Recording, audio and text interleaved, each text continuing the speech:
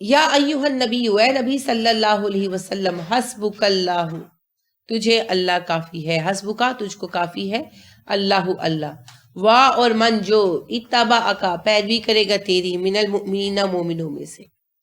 اے نبی صلی اللہ علیہ وسلم، آپ کو اور آپ کی پیروی کرنے والے مومنین کو اللہ ہی کافی ہے، یعنی پریشان نہ ہو، فیصلہ کرتے ہوئے، کام کرتے ہوئے پریشان نہ ہو۔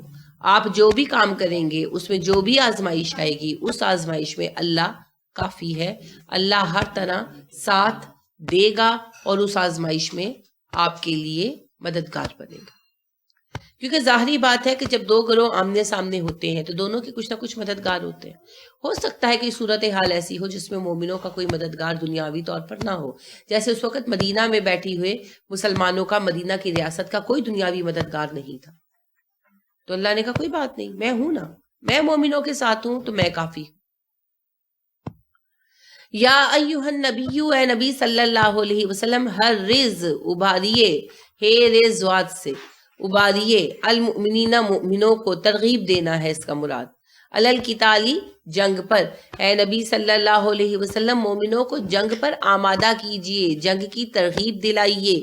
ان اگر یکن ہوں گے، منکم تم میں سے، عشرون 20، عشرہ 10 ہوتا ہے نا، تو عشرون 20، صابرون صبر کرنے والے، یغلبو غالب آ جائیں گے، مئتینی 200 پر۔ اے نبی صلی اللہ علیہ وسلم ایمان والوں کو جنگ پر آمادہ کیجئے اور انہیں بتا دیجئے کہ اگر 20 مومن ہوں گے جو صبر کریں گے، استقامت دکھائیں گے، تو وہ 200 پر غالب آ جائیں گے۔ ٹھیک ہے، اس سے کیا مراد ہے؟ فزیکل بات نہیں ہو رہی، فزیکلی دو لوگ برابر بھی ہوں تو جو مورل فرق ہوتا ہے نا، جو مقصد کا فرق ہوتا ہے، وہ اللہ رب کریم کے ہاں ویلیو کرتا ہے۔ دیکھیے اس آیت کے آخر میں اللہ یہی کہہ رہے ہیں، اللہ فرماتے ہیں وَإِنْ اگر یکن ہو، منکم تم میں سے، میاتن 100، یغلبو غالب آ جائیں گے، الفن 1000 پر، من الذین کفروا ان لوگوں میں سے جنہوں نے کفر کیا، بِأَنَّهُمْ اس لیے کہ وہ قومون ایک ایسا گروہ ہے، لا یفقہون جو کوئی سمجھ نہیں رکھتی۔ اگر تمہارے 100 افراد ثابت قدم رہیں گے تو وہ 1000 کافروں پر غالب آ جائیں گے، اس لیے کہ کافر کوئی سوچ نہیں رکھتے، کوئی فہم نہیں رکھتے۔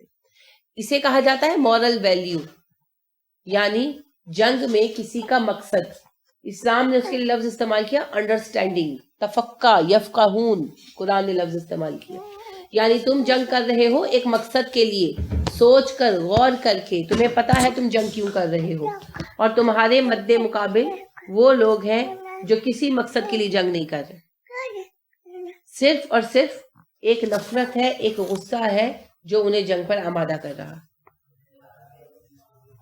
ایک مومن جب جنگ کرتا ہے کیوں کرتا ہے؟ وجہ اللہ کے کلمے کو سر بلند کرنے کے لیے۔ وہ اقبال کہتے ہیں نا، شہادت ہے مطلوب و مقصود مومن، نہ مال غنیمت نہ کشور کشائی۔ تو مومن میدان جہاد میں اترتا ہے صرف اعلاء کلمت الحق کے لیے، اللہ کے کلمے کی سر بلندی کے لیے، اپنے خاندان کے لیے، اپنے نسب کے لیے، اپنے علاقے کے لیے نہیں اترتا، اللہ کے دین کے لیے اترتا ہے۔ اس کے سامنے پورا مقصد ہوتا ہے، وہ جانتا ہے کہ اللہ کا دین نافذ ہوگا تو انسانیت کو کتنا اور کیسا فائدہ ہوگا، اور اگر اس کے برعکس کفر کا نظام نافذ ہو جائے گا تو انسانیت کو کیسا اور کتنا نقصان ہوگا۔ تو وہ ایک بہت بڑے پیمانے پر انسانیت کی فلاح کے لیے اترتا ہے۔ اب اس عظیم الشان مقصد کے لیے اترتے ہوئے وہ جانتا ہے کہ میں اپنی نسلیں بچا لوں گا، کروڑوں انسانوں کو بچا لوں گا، تو ایک میری جان کی اہمیت نہیں، اگر میں اس راہ میں کام بھی آ گیا تو خیر ہے، اللہ کا دین نافذ ہوگا۔ اور اللہ کا دین نافذ ہونا محض اس لیے نہیں ہے کہ سب مسلمان ہو جائیں اور جو ہے ساری دنیا جو ہے وہ سجدے کرنے شروع کر دے۔ سجدہ تو اپنی ذات کے لیے کرنا ہے، اللہ کے دین کا نظام نافذ ہونے سے انسانیت کو سکون کا سانس لینے کا موقع ملے گا، ایک پرامن معاشرہ تشکیل پائے گا، ایک آئیڈیل سوسائٹی بنے گی جہاں ہر انسان کو اس کی صلاحیت کے مطابق حق ملے گا، جہاں عورتوں کی عزتیں محفوظ ہوں گی، جہاں بچے اس طرح اغوا نہیں ہوں گے جیسے ہو رہے ہیں۔ آپ دیکھیے اس وقت آج کی دنیا میں سب سے زیادہ ریٹ آف کرائم کہاں پر ہے؟ امریکہ میں. ٹھیک ہے، حالانکہ وہاں پر تو لوگوں کو بہت زیادہ سہولیات حاصل ہے، یعنی حکومت جو ہے وہ بہت زیادہ دیتی ہے پیسے، الاؤنسز وغیرہ، ان امپلائمنٹ الاؤنس بھی مل رہا ہے، علاج بھی فری ہے، اور یعنی اس طرح سب سہولیات ہے، فلاحی اسٹیٹ ہے جی. لہذا عوام کے پاس بہت زیادہ سہولیات ہے نا، سفر کی سہولیات بہت اچھی ہے اور بہت سستی ہے وغیرہ وغیرہ. تو پھر کیوں جرائم ہوتے ہیں؟ کیوں ہوتے ہیں جرائم؟ اس غلط طرز زندگی کی وجہ سے کہ لوگ اپنائے ہوئے، غلط طرز زندگی کی وجہ سے سیکشول اسالٹ ہوتے ہیں، کیونکہ ذہن جو ہے نا بیمار ہو چکے. دوسری طرف حالانکہ سیکشول نیڈز پوری کرنے کے لیے کوئی حد وہاں نہیں رکھی گئی نا، جو چاہے اپنی آزاد مرضی سے جس سے چاہے سیکس کرے، لیکن کیا اس سے کوئی فائدہ ہوا؟ نہیں، الٹا نقصان ہوا، اور نقصان بڑھتا چلا جا رہا ہے. اچھا، حکومت نے ہر طرح کی سہولیات دے رکھی ہیں، لوگوں کی زندگی آسان ہے، کمانا بھی آسان ہے. جو کمانا چاہتا ہے، مستقل نہیں بھی جاب کرتا، وہ کسی سٹور پر کہیں بھی کام کر کے چند گھنٹے اپنی اجرت دے سکتے ہیں، اور اجرتیں بڑی اچھی ہیں. حکومتیں مینٹین کی ہوئی ہیں، کوئی اس سے کم اجرت نہیں دیتا. اب بات یہ ہے اس کے باوجود لوٹ مار سب سے زیادہ وہیں پر ہے، کیونکہ لوگوں کے سامنے عیاشی کی زندگی گزارنے کی اتنی چیزیں اور اتنا سامان اور اتنا کچھ ہے کہ ان کی خواہشات کبھی پوری نہیں ہو سکتی، اور ان خواہشات پر روک لگانے والا کوئی آخرت کا تصور یا دین کا خیال یا اخلاقی ضابطہ کچھ بھی نہیں ہے. تو آپ دیکھیے کہ اس وقت یورپ اور امریکہ جو ہے یہ اللہ کے قانون سے آزاد زندگی گزارنے والے علاقے ہیں. تو وہاں باوجود اس کے کہ دولت کی ریل پیل ہو گئی، قانون سازی ہو گئی، فلاحی بہت سارے اصول بنائے گئے، بڑا کچھ کیا گیا ہے، مگر وہ علاقے ہر اعتبار سے، جرائم کے اعتبار سے، صحت کے اعتبار سے، نسل کی پرورش اور نسل سازی، آگے نسلوں کا چلنا، اس کے اعتبار سے، ہر اعتبار سے تباہی کی طرف جا رہے ہیں. گھروں کا ذہن سکون سب کچھ ختم ہو گیا. اور آپ دیکھیے کہ سب سے کم جرائم کہاں پر ہے؟ مسلمان ممالک میں. اور دنیا میں سب سے کم ریٹ آف کرائم سعودیہ میں. ٹھیک ہے، عرب لیگ میں کم ہے، اور ان میں بھی سعودیہ میں سب سے کم. کیوں؟ اسلام کے ابھی بھی وہاں احکامات، وہاں کے اسلام کے قوانین ابھی بھی وہاں پر نافذ ہیں، جیسے بھی ہے، نہ گواری کے ساتھ ہے، نہ پسندیدگی کے ساتھ ہے، مجبوری کے ساتھ ہے، مگر ہے. تو پھر اس کے نتیجے میں اس کے نتائج حاصل ہو رہے ہیں. تو اللہ کا دین جب نافذ ہوتا ہے تو صرف یہ نہیں کہ سب مسلمان ہو جائیں ہی اس کا مقصد ہے. مسلمان ہوں یا نہ ہوں، اللہ کے قانون کے تحت زندگی بسر کریں، تو اللہ کا قانون پھر کیا فائدہ دیتا ہے؟ پوری زندگی کو پرامن بناتا ہے، ایک ایسی بامقصد سوسائٹی قائم کرتا ہے جس کے اندر رہتے ہوئے انسان اپنی پوری صلاحیتوں کو استعمال کر سکتا ہے، انسان اپنی زندگی کے مقاصد حاصل کر سکتا ہے، اور جس کام کے لیے وہ بنایا گیا ہے، یعنی اللہ کے خلافت کے لیے، اس کی اہلیت اس میں پیدا ہوتی ہے. تو انسانیت کی فلاح کے لیے ہے یہ جنگ. اور دوسری طرف کافروں کی جنگ کس لیے ہے؟ اپنی مرضی کی زندگی گزارنے کے لیے. یہ کوئی مقصد نہیں ہے. لہٰذا ایک بے مقصد شخص اور ایک با مقصد شخص جب کام کرتے ہیں نا، تو ان کی قوت کار بہت مختلف ہوتی ہے، ایک دوسرے سے بہت مختلف ہوتی ہے. لہٰذا اسی چیز کو 1 اور 10 سے نسبت دی گئی.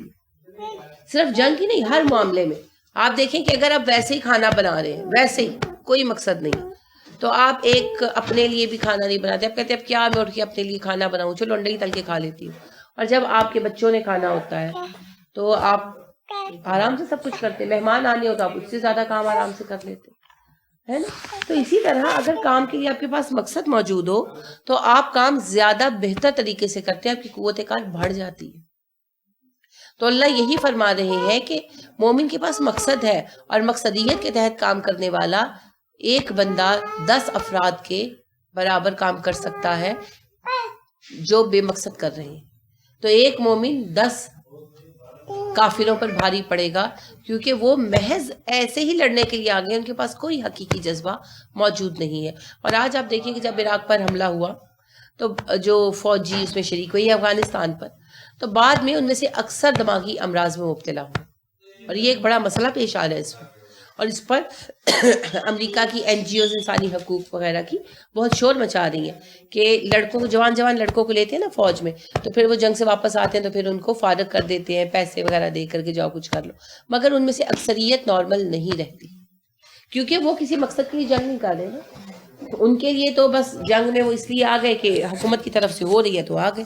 اب بعد میں پھر ان کا احساس جرم انہیں سکون نہیں لینے دیتا، کتنے لوگ مارے، اتنا کشتوں خون دیکھا، یہ ہوا وہ ہوا، اب وہ سب کچھ ان کے ضمیر کا بوجھ بن جاتا ہے، وہ نارمل نہیں رہتے۔ اب مومن پہلی بات تو یہ ہے کہ مقصد کے لیے جنگ کے لیے آتا ہے، اور اس مقصد کی راہ میں جو کچھ بھی ہوتا ہے، اپنی جان گئی، اپنے پیارے کی گئی یا کسی دوسرے کی گئی، تو وہ پھر اس مقصد کی راہ کی قربانی ہے، اس پر اللہ صبر اور اطمینان عطا فرماتے ہیں۔ اور دوسری بات یہ ہے کہ وہ جب لڑتا ہے تو اللہ کے دین کے لیے لڑتا ہے، تو لڑتے ہوئے بھی اللہ کے دین کو مد نظر رکھتا ہے، حدود کراس ہی نہیں کرتا، لہٰذا اس وجہ سے بھی غیر ضروری بوجھ اس کے ضمیر پر نہیں آتا۔ ٹھیک ہے، تو یہی فرق ہے، اور اللہ نے اسی فرق کو کیا کہہ کر بیان کیا؟ بِأَنَّهُمْ قَوْمٌ لَا يَفْقَهُونَ، ویسے لوگ ہیں جو غور و فکر نہیں کرتے۔ تو انڈرسٹینڈنگ ٹورڈز وار، ہم کیوں لڑ رہے ہیں، کس لیے لڑ رہے ہیں، تو مومن کی جنگ بس اسی ایک مقصد کے لیے ہے، اعلاء کلمۃ الحق۔ لہٰذا رسول اکرم صلی اللہ علیہ وسلم سے پوچھا گیا کہ ایک شخص اپنی قوم کی سربلندی کے لیے لڑتا ہے، ایک مال غنیمت کے لیے لڑتا ہے، ایک ناموری کے لیے لڑتا ہے، ان میں سے مجاہد فی سبیل اللہ کون ہے؟ آپ صلی اللہ علیہ وسلم نے فرمایا مجاہد فی سبیل اللہ تو بس وہ ہے جو اعلاء کلمۃ الحق کے لیے لڑتا ہے، اللہ کے کلمے کی سربلندی کے لیے لڑتا ہے، بس مجاہد وہ ہے۔ وہ اقبال کی ہے نا طارق کی دعا نظم، یہ غازی یہ تیرے پراسرار بندے جنہیں تو نے بخشا ہے ذوق خدائی، دو نیم ان کی ٹھوکر سے صحرا و دریا، سمٹ کر پہاڑ ان کی ہیبت سے رائی، دو عالم سے کرتی ہے بیگانہ دل کو، عجب چیز ہے لذت آشنائی، شہادت ہے مطلوب و مقصود مومن، نہ مال غنیمت نہ کشور کشائی۔ تو وہ بالکل درست بات۔ الانا، اب خففا، ہلکا کر دیا، اللہ نے انکم تم پر سے، وعلما، اور جان لیا، انا کہ بے شک فیکم تم میں، ضعفن کمزوری ہے، اللہ نے جان لیا تمہارے اندر کمزوری ہے، اس لیے اللہ نے تمہارا بوجھ ہلکا کر دیا۔ فائن، پھر اگر یکن ہو منکم تم میں، میاتن 100 لوگ، صابراتن صبر کرنے والے، یغلبو غالب آئیں گے، میاتینی 200 پر، وائن، اور اگر یکن ہو منکم تم میں سے، الفن 1000، یغلبو غالب آئیں گے، الفینی 2000 پر، باذن اللہ اللہ کے حکم سے، واللہ مع الصابرین، اللہ صبر کرنے والوں کے ساتھ ہے۔ اگر تمہارے 100 افراد استقامت دکھائیں گے، صبر یہاں میدان جنگ کا صبر یعنی استقامت دکھائیں گے تو وہ 200 پر غالب آئیں گے، اور اگر تمہارے 1000 لوگ استقامت دکھائیں گے تو اللہ کے حکم سے 2000 پر غالب آئیں گے، اور اللہ صبر کرنے والوں کے ساتھ ہے۔ اس سے مراد یہ نہیں ہے کہ ابھی تمہارا ایمان کا لیول کم ہے تو تمہاری قوت کار کم ہو گئی تو لہٰذا تم 10 کی بجائے 2 پر قابو پا سکتے ہو، یہ مراد نہیں ہے۔ مراد یہ ہے کہ آپ دیکھیے یہ بدر کے فوراً بعد کے تبصرے ہیں، تو بدر کے بعد بہت سارے لوگ نئے نئے مسلمان ہوئے، ان کی بھی ویسی تربیت نہیں ہوئی تھی نا، اسی لیے تو احد میں مسئلہ بھی پیش آیا، تو ویسی تربیت نہیں ہوئی تھی اور جنگ کا بھی تجربہ نہیں تھا، ایسی صورتحال میں ویسا نظم و ضبط نہیں آ سکتا تھا، تو اللہ نے کہا کہ ایک با مقصد کام کرنے والا مومن 10 بے مقصد لڑنے اور کام کرنے والے کافروں پر یا افراد پر غالب آئے گا، یہ طے شدہ حقیقت ہے۔ لیکن ابھی چونکہ تمہاری تربیت میں کمی ہے تو تمہیں اپنے سے 10 گنا لشکر سے لڑنے کی ہمت نہیں ہوتی، تو اپنے سے 2 گنا سے تو لڑ لو، اتنی تو تمہارے اندر طاقت ہونی چاہیے، ٹھیک ہے؟ تو آپ دیکھیے کہ بارہا ایسا ہوا، لہٰذا احد میں 3 گنا لوگ تھے نا، 700 کے مقابلے میں 3000، 3 گنا کا ریشو تھا، 1 بمقابل 3، تو جیتے نا۔ ابھی اتفاق یہ ہے کہ ساتھ ہی ساتھ چل رہا ہے سیرت میں، تو کل ہی آپ نے سیرت میں پڑھا کہ کیسی شاندار کامیابی مسلمانوں کو حاصل ہوئی تھی، اور مسلمان پوری طرح غالب تھے، اور یعنی آپ نے سیرت میں یہ جملہ پڑھا کہ انہوں نے لکھا کہ اس طرح لگ رہا تھا کہ 700 نہیں 7,000 مسلمان ان کے مقابلے پر ہوں، وہ اس طرح ان کے مقابل میں بھاگ رہے تھے. تو اللہ نے کہا کہ ٹھیک ہے میں تمہارے مقابل اتنی فوج نہیں آنے دوں گا، 10 گنا نہیں آنے دوں گا، لیکن کم از کم اتنی تو اپنی قوت فراہم کرو، یعنی قوت بمانے اندرونی قوت، اپنے آپ کو اتنا مستحکم کرو کہ 2-3 گنا سے تو لڑ لو. بعد میں مسلمان لڑے 10-10 گنا سے لڑے. آپ دیکھیے کہ جب یہ غزوہ موتا پیش آیا تو مسلمانوں کا لشکر جو ہے اس کی تعداد 3,000 تھی، اور ان کے مقابلے پر جو لشکر تھا اس کی تعداد بہت زیادہ بیان کی جاتی ہے، 60,000 اور بعض نے 1 لاکھ تک بیان کی. تو اگر 60 مان لی جائے تو کتنی بڑی تعداد بن جاتی ہے. اور خالد بن ولید ان سے لڑے اور پھر لشکر کو بچا کر لے بھی آئے. اور اسی طرح بعد میں صحابہ کے عہد میں بہت ساری جنگوں میں ایسا ہی ہوا. تو غزوہ جنگ قادسیہ جو ہے بڑی مشہور جنگ ہے روم کی، اور فیصلہ کن جنگ بھی ہے. تو اس میں مسلمانوں کا لشکر 60,000 تھا اور ان کے مقابلے میں 2 لاکھ فوج تھی رومنز کی، اور ہرمز جیسا ان کا کمانڈر تھا. تو اس شکست کے بعد پھر رومنز کے پاؤں کہیں نہیں ٹکے اور مسلمان فتوحات کرتے چلے گئے. تو یہ بارہا ہوا. تو اللہ نے یہ کہا کہ ٹھیک ہے تم پر میں 10 گنا کی تم 10 گنا کی آزمائش کے قابل ہو. دیکھیں سمجھیے کہ اللہ فرما رہے کہ تمہاری قوت اصل جو ہے وہ 1 بمقابل 10 کی ہے. میں تمہیں اتنی بڑی آزمائش میں نہیں ڈالوں گا، لیکن تم سے 2 یا 3 گنا زیادہ لشکر آئے تو اس سے تو لڑو، کیونکہ تمہاری جینون قوت جو ہے وہ 1 بمقابل 10 کی ہے. تم 10 افراد کو ٹیکل کر سکتے ہو، لیکن میں تمہیں تمہاری قوت کی انتہا تک نہیں لڑنے پر مجبور کرتا. 2-3 گنا زیادہ لشکر آئے اس کا سامنا تو کرو. ٹھیک ہو گیا. واللہ مع الصابرین. اب اللہ نے پہلے تو ہر جگہ پر 7 صبر کی شرط بیان کر دی ہے، جیسے اللہ فرماتے ہیں 20 صابرون. ٹھیک ہے. اب پھر اللہ نے یہاں بھی کہا 100 صابرۃ، پھر آخر میں پھر کہہ دیا واللہ مع الصابرین، کہ تعداد تمہاری کم بھی ہوگی تو غالب آ جاؤ گے ایمان والے ہوتے ہوئے، لیکن شرط ہے استقامت. میدان جنگ سے بھاگنا نہیں ہے.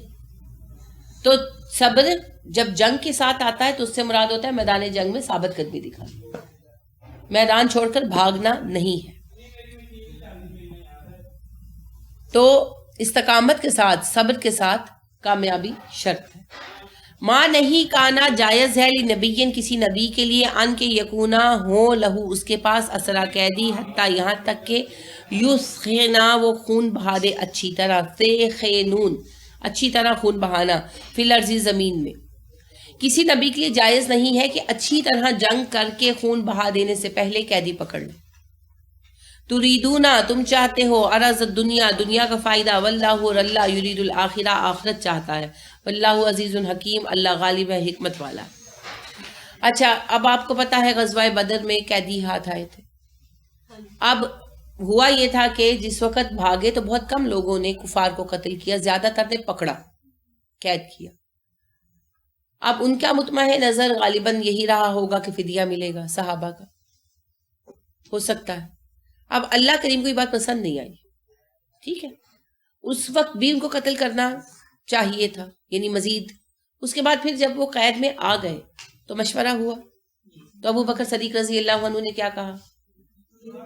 انہوں نے کہا کہ فدیہ لے لیتے، اور عمر فاروق رضی اللہ عنہ نے کہا قتل کر دیتے. اور ان کے الفاظ تھے کہ جو میرا قریبی عزیز ہے اسے میں قتل کروں، اور جو دوسرے کا قریبی عزیز ہے اسے وہ قتل کرے، کیونکہ اللہ اور اسلام کے دشمن ہیں. اور آپ نے سیرت میں پڑھا کہ اس بات پر پھر آپس میں روئے، یعنی رسول اکرم صلی اللہ علیہ وسلم. بعد میں عمر کہتے ہیں، اس واقعے کو عمر بیان کرتے ہیں کہ میں آیا اگلے دن تو میں نے دیکھا کہ ابو بکر اور رسول اکرم صلی اللہ علیہ وسلم رو رہے ہیں. تو میں نے پوچھا آپ کیوں رو رہے ہیں، مجھے بتائیں. اگر میرے رونے کی بات ہوگی تو میں بھی روں گا، اور اگر میرے رونے کی بات نہیں ہوگی تب بھی میں آپ کا ساتھ دینے کے لیے روں گا. پھر انہوں نے کہا کہ فدیے کے فیصلے پر اللہ کی ناراضگی کی آیتیں اتری ہیں. اصل میں بات یوں ہے کہ صحابہ کو خواہش تھی اس وقت، اور جو کہ فطری تھی، کہ ہمیں تھوڑی مالی آسانی حاصل ہو. اسی لیے لشکر کے لیے بھی انہوں نے کوشش کی. اور اس وقت تو رسول اللہ علیہ وسلم ساتھ تھے. جب لشکر اور قافلہ دونوں کا معاملہ سامنے آیا تو اس وقت آپ کو پتہ ہے نا صحابہ کے ایک گروہ کا اصرار تھا کہ ہم قافلے ہی کو پکڑیں، لشکر کو بھی نافذ کریں. تو اس وقت بھی وہ کوئی بزدلی نہیں دکھا رہے تھے اصل میں، بس یہ خواہش تھی کہ ہمیں مالی آسودگی حاصل ہو جائے اور ہم ذرا زیادہ تیاری شیاری کر سکیں. اب یہ دوسرے معاملے میں بھی صحابہ کے دل میں یہ خواہش رہی ہوگی، اور وہی بات ہے کہ یہ خواہش کوئی بری چیز نہیں ہے. یہ جو اللہ نے فرمایا تریدون عرض الدنیا، یہ کوئی رسول اکرم صلی اللہ علیہ وسلم کے لیے نہیں کہا، نہ ابو بکر صدیق رضی اللہ عنہ کے لیے کہا.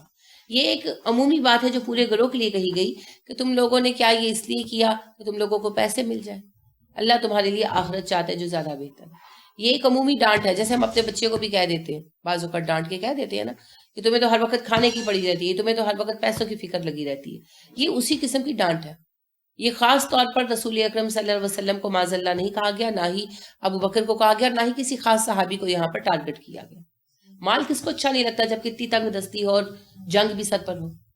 تو اس لیے اللہ رب کریم نے یہ بات فرمائی. اب اللہ آگے فرماتے ہیں لولا کیوں نہیں، کتاب لولا اگر نہ کتاب لکھا ہوا ہوتا من اللہ اللہ کی طرف سے سبا کا پہلے سے لمسکم پہنچتا تمہیں فیما اس معاملے میں اخذتم جو تم نے لیا عذاب عظیم بڑا عذاب.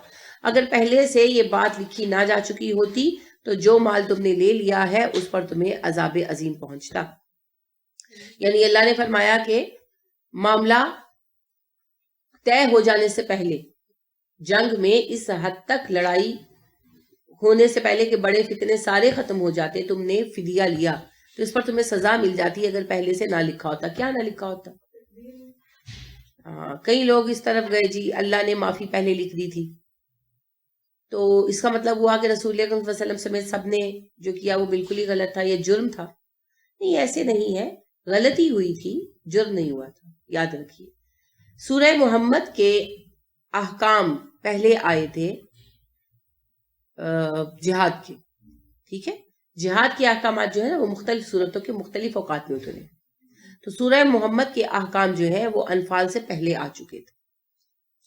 اللہ رب کریم نے اس میں آیت نمبر 14 میں باقاعدہ ارشاد فرمایا فَإِذَا لَقِيتُمُ الَّذِينَ كَفَرُوا فَضَرْبَ الرِّقَابِ، جب تمہارا سامنا ہو کافروں کے ساتھ تو ان کی گردنوں پر ضرب لگاؤ. حتی اذا اسخنتموہم فشد الوثاق، یہاں تک کہ تم ان کا خوب خون بہا لو، یعنی ان کی قوت توڑ دو اور انہیں خوب اچھی طرح باندھ لو. فَإِمَّا مَنًّا بَعْدُ، پھر چاہو تو بعد میں ان پر احسان کرو، وَإِمَّا فِدَاءً، اور چاہو تو فدیہ لے لو. حَتَّى تَضَعَ الْحَرْبُ أَوْزَارَهَا، اور پھر تم اس طرح جنگ کے بعد جو ہے ہتھیار اتارو اور آرام سے ہو جاؤ. یعنی اللہ نے اس میں اجازت دی کہ جب تمہارا کافروں سے مقابلہ ہو تو اس مقابلے میں خوب جب جنگ کر چکو، پہلے یہ اسخنتموہم کا لفظ استعمال ہوا، خوب جنگ کر چکو، خون بہا چکو، تو اس کے بعد باقیوں کو تم قیدی بنا لو اور ان قیدیوں کو چاہے احسان کے طور پر آزاد کر دو، ویسے ہی چاہے فدیہ لے کر آزاد کر دو. یہ احکامات غزوہ بدر سے پہلے آئے؟ جی. اب اس میں ایک کنڈیشن تھی کہ پہلے اچھی طرح لڑائی ہو لے تاکہ ٹھنڈ پڑ جائے نا کافروں کو.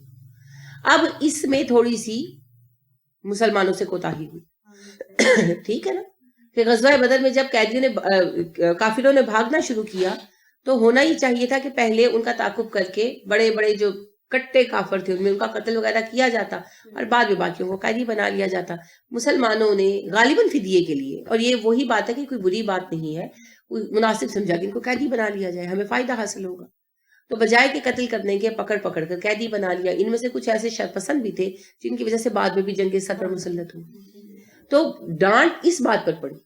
رول تو اللہ پہلے دے چکے تھے اور اللہ نے کہا تھا کہ جن کو تم بعد میں قیدی بناؤ چاہے ایسے ہی چھوڑ دو چاہے فدیہ لے لو. اب مسلمانوں نے فدیہ لینا پسند کیا کیونکہ مالی حالات بہت پریشان کن تھے اس وقت اسلامی ریاست کے. لہٰذا فدیہ جو آیا وہ کسی کو پرسنلی تھوڑی آیا، اسلامی اسٹیٹ کو آیا، لہٰذا وہ ضروری تھا اس وقت. البتہ ڈانٹ صرف اس بات پر پڑی کہ تم نے وہ کنڈیشن کیوں نظر انداز کر دی. اسخنتموہم، پہلے اچھی طرح سے جنگ کر لو، بڑے بڑے سارے فسادی قتل کر دو، پھر پکڑنا کمزوروں کو، پکڑنا جو اتنے زیادہ کوئی وہ فساد کرنے والے نہیں ان کو پکڑنا. اس بات کو کیوں تم نے نظر انداز کر دیا؟ تو اگر یہ حکم تمہیں دیا نہ جا چکا ہوتا، رعایت نہ مل چکی ہوتی کہ فدیہ لے لو، تو پھر تمہیں سزا مل جاتی. لیکن چونکہ میں تمہیں رعایت دے چکا ہوں، یہ قانون دے چکا ہوں، اس کے فالو کرنے میں جو تم نے کمزوری دکھائی ہے اس پر تمہیں ڈانٹا جا رہا ہے تاکہ آئندہ نہ دکھاؤ. ٹھیک ہو گیا. یعنی اس کو آپ سمجھ رہے ہیں یہ کیا ہے؟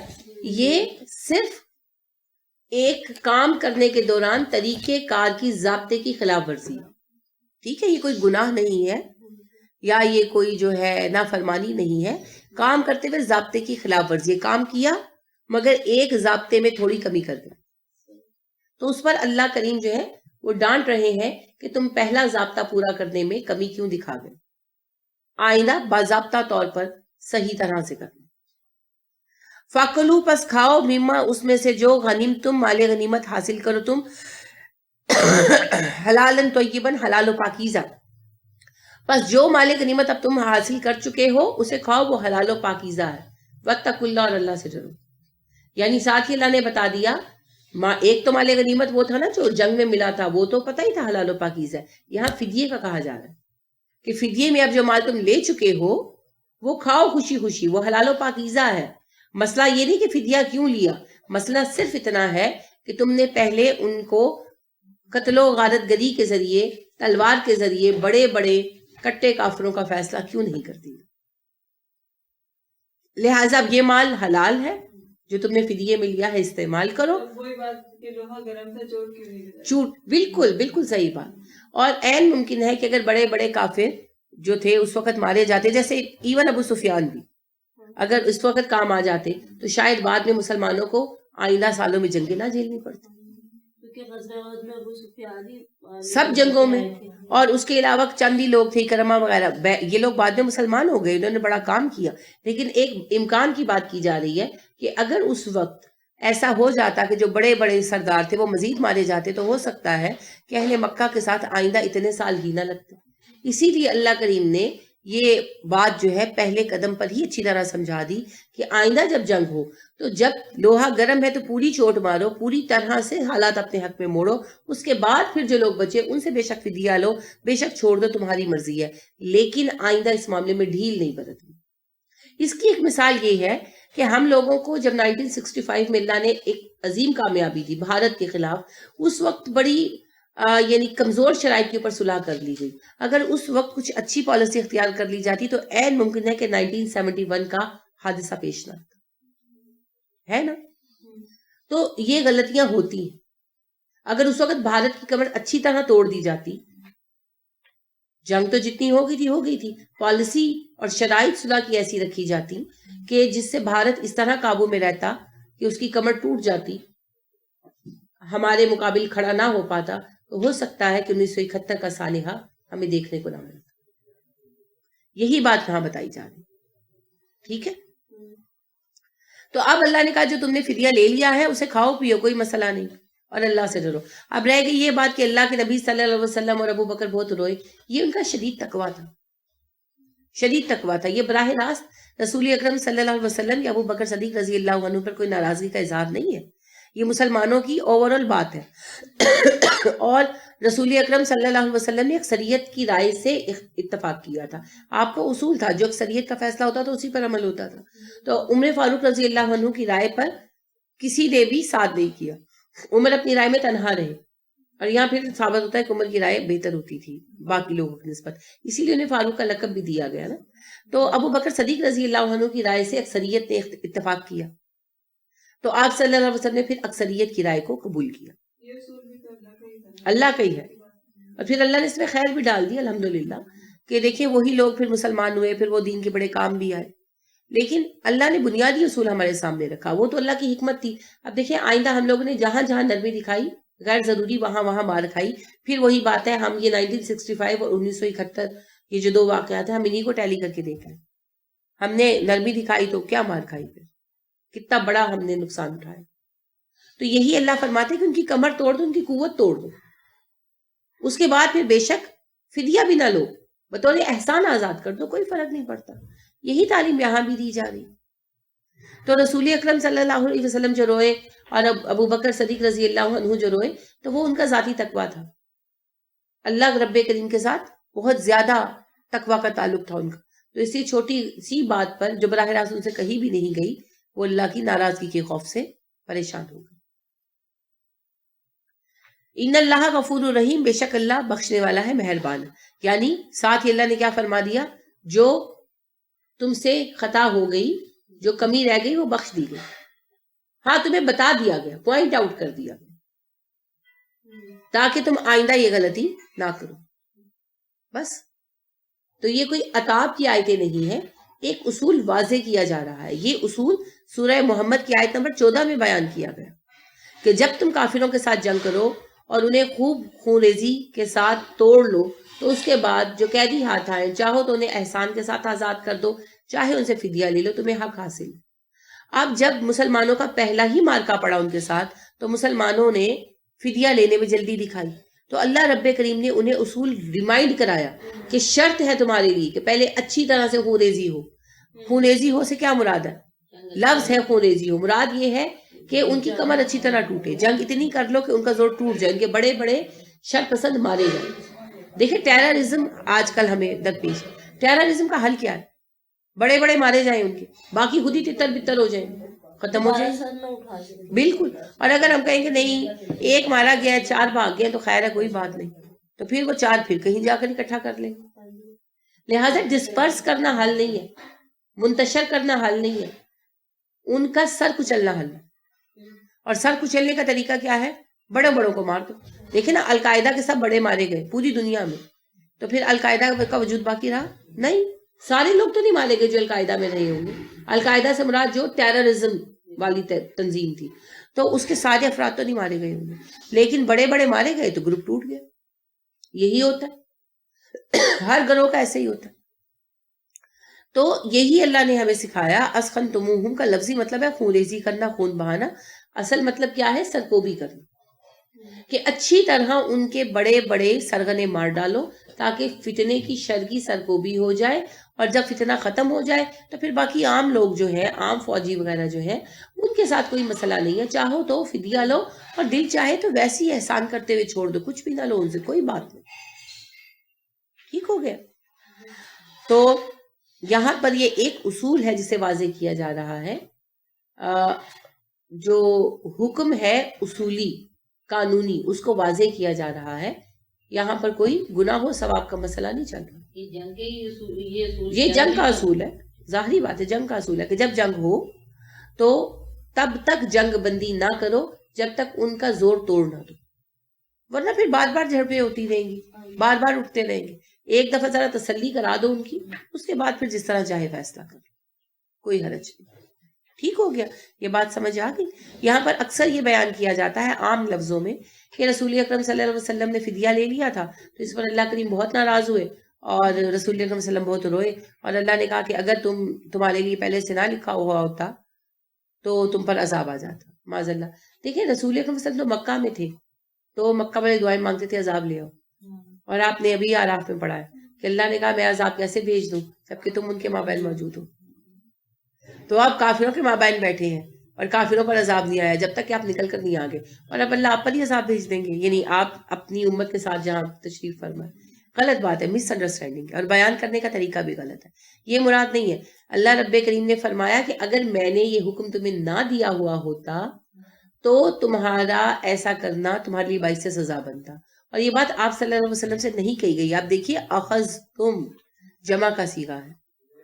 یہ حکم دیا, یعنی یہ جو ہے وارننگ دی گئی ہے مومنوں کو کہ پہلے تم لوگ چاہتے تھے, جب لشکر سے سامنے کی بات ہو رہی تھی تو تم لوگ چاہتے تھے کہ لشکر کے سامنا نہ کرنا پڑے بلکہ قافلے کے پیچھے جائیں. اس معاملے میں تم بحث کر رہے تھے نبی صلی اللہ علیہ وسلم سے, اور اب جب پھر جنگ ہوئی اور جنگ میں میں نے تمہیں کامیابی دی تو بجائے اس کے لیے کہ تم فتنے کی جڑ ختم کرتے, تم مال اکٹھے کرنے کے چکر میں قیدی پکڑنے لگ گئے.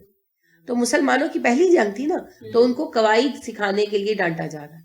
تو ڈانٹ اصل میں امت کو پڑ رہی ہے, رسول اکرم صلی اللہ علیہ وسلم کو نہیں پڑ رہی. اور رسول اکرم صلی اللہ علیہ وسلم کو جو یہ کہا گیا کہ کسی نبی کے لیے جائز نہیں ہے, آپ کو نہیں کہا گیا, امت کو کہا گیا کہ نبی جب جنگ کے لیے اٹھتے ہیں تو فتنہ ختم کرنے کے لیے اٹھتے ہیں, مال اکٹھا کرنے کے لیے نہیں اٹھتے, مال غنیمت جمع کرنے کے لیے نہیں اٹھتے. اس وجہ سے آئندہ نبی کو کسی معاملے میں مجبور مت کرنا کہ ان قیدیوں کو چھوڑ دو, ان قیدیوں سے فدیہ لے لو, جو فیصلہ کرے نبی کریں گے, ختم بات. تو یہ ساری ڈانٹ اوور آل امت کو پڑی, رسول اکرم صلی اللہ علیہ وسلم کو نہیں پڑی. ٹھیک ہے. اور یہ بات بھی واضح رہے, دوبارہ میں واضح کر رہی ہوں کہ یہ کوئی لالچ نہیں تھا صحابہ کا, یا کوئی بری بات نہیں تھی. ان حالات کے اندر انہوں نے اپنی طرف سے بہتر ہی سوچا, جیسے آپ اپنے گھر کا کوئی سامان ڈسکارڈ کرنا چاہتے ہیں اور آپ کو پیسوں کی ضرورت ہوتی ہے تو آپ سوچ دیں نیلام کر دیتے ہیں، ایسے ضرور کسی کو دینا ہوتا ہے نا کہ چلو 4 پیسے آ جائیں گے، ہمیں اس وقت ضرورت بھی ہے. بس اسی طرح پوری قوم اس وقت مالی تنگی سے گزر رہی تھی. مدینہ کی ریاست کے پاس فنڈز بالکل نہیں تھے، تو صحابہ نے یہ بات سوچی کہ اس طرح قیدیوں سے فدیہ آ جائے گا، ریاست کے پاس فنڈ آ جائے گا. تو یہ کوئی بری بات نہیں تھی، یہ کوئی لالچ نہیں تھا. لیکن چونکہ انہوں نے فنڈ ریزنگ کے ذہن کے ساتھ اصل اصول کو نظر انداز کر دیا تھا کہ ان کی کمر توڑ دو، ان کا زور توڑ دو، اس پر ان کو سرزنش کی گئی، ڈانٹا گیا. بس اتنی سی بات. یہ بات واضح ہوئی؟ کیونکہ اس پوائنٹ پر اکثر لوگ غلط فہمی کا شکار ہوتے ہیں اور اس کو اسی رنگ میں بیان کرتے ہیں کہ بدر کے موقع پر جو فدیہ رسول اکرم صلی اللہ علیہ وسلم نے لیا، اللہ نے اس پر ڈانٹا اور کہا کہ اگر پہلے سے آپ کے لیے معافی نہ لکھی گئی ہوتی تو آپ کو عذاب آن پکڑتا. یہ بات بہت بڑی ہے، بہت شدید بات ہے جو رسول اکرم صلی اللہ علیہ وسلم کے بارے میں کہی جائے. حالانکہ تفاسیر میں عموماً یہی بات ملتی ہے، مگر میرا ذہن اس بات کو مانتا نہیں تھا. میں نے اس پہ بہت تجسس کیا، بہت غور و فکر کیا، اور اللہ کے فضل سے جب یہ بات فرسٹ ٹائم میرے علم میں آئی کہ سورہ محمد کی آیتیں پہلی اتری تھی جہاد کے احکام کی، تب میرے ذہن میں پھر یہ خاکہ کلیئر ہوا. اور مجھے بہت خوشی ہوئی یہ جان کر کہ مولانا مودودی کی رائے بھی یہی ہے اور اسرار صاحب کی رائے بھی یہی ہے، اور جو ہے امام خصاص بہت بڑے جو ہیں پرانے علماء میں سے ہیں، ہمارے بڑوں میں سے، اور ان کی تفسیر احکام القرآن بڑی معروف تفسیر ہے تفصیلی، تو انہوں نے بھی اسی رائے کو چنا ہے. تو مجھے اس چیز سے بہت تقویت حاصل ہو. اور سیرت ابن حشام کو مطالعہ کرتے ہوئے میری نظر سے یہ روایت بھی گزری کہ سیرت ابن حشام جو ہے یہ سیرت کی قدیم ترین کتابوں میں سے ہے، ماخذ قرار پاتی ہے. دوسری جلد کے صفحہ نمبر 280 281 پر یہ بیان آپ کو ملے گا کہ جس وقت لوگ بدر میں قیدی پکڑ رہے تھے، قید کر رہے تھے، تو سعد بن معاذ رضی اللہ عنہ کھڑے دیکھ رہے تھے اور ان کے چہرے پر ناگواری کے تاثرات تھے. تو رسول اکرم صلی اللہ علیہ وسلم نے پوچھا کہ سعد، مجھے لگ رہا ہے کہ آپ کو لوگوں کی یہ بات اچھی نہیں لگی. تو حضرت سعد رضی اللہ عنہ نے کہا کہ اللہ کے نبی صلی اللہ علیہ وسلم آپ درست فرما رہے ہیں، ہمارا کفر کے ساتھ یہ پہلا معرکہ تھا اور اہل شرک کی یہ پہلی شکست تھی. تو میرا خیال یہ تھا کہ ان کا زور توڑا جاتا اور ان کو قیدی بنانے کی بجائے ان کے قتل کو فوقیت دی جاتی تاکہ ان کے بڑے بڑے سرغنہ ختم ہو جاتے. تو اس پر آپ صلی اللہ علیہ وسلم چپ رہے. تو آپ کا چپ رہنا کیا ہوتا تھا؟ تائید. رسول اکرم صلی اللہ علیہ وسلم کی خاموشی تائید ہے نا. حدیث کی 3 قسمیں ہیں، عملی، قولی اور تقریری. تقریری مقرر کی ہوئی، عملی آپ سمجھتے ہیں، قولی بھی سمجھتے ہیں. تقریری ہوتا ہے آپ کے سامنے کوئی بات کہی جائے اور آپ چپ رہیں. آپ کا چپ رہنا اس بات کو درست طور پر مقرر کر دیتا ہے. تو حضرت سعد بن معاذ رضی اللہ عنہ نے یہ کہا اور آپ چپ رہے. اگر یہ بات غلط ہوتی، حضرت سعد کی سوچ غلط ہوتی، تو آپ کہتے نہیں سعد رحم دلی دکھاؤ یا جو بھی، مگر آپ صلی اللہ علیہ وسلم چپ رہے. آپ کا چپ رہنا حضرت سعد کے قول کی تائید تھا کہ خود آپ بھی یہی چاہتے تھے. مگر بعد میں جب اکثریت کی رائے یہ بنی کہ فدیہ لیا جائے تو آپ نے اکثریت کی رائے قبول کی. ٹھیک ہے، یہ بات واضح ہو گئی. چلیے، سبحانک اللہم و بحمدک ونشہد ان لا الہ الا انت ونستغفرک ونتوب الیک. السلام علیکم ورحمۃ اللہ وبرکاتہ.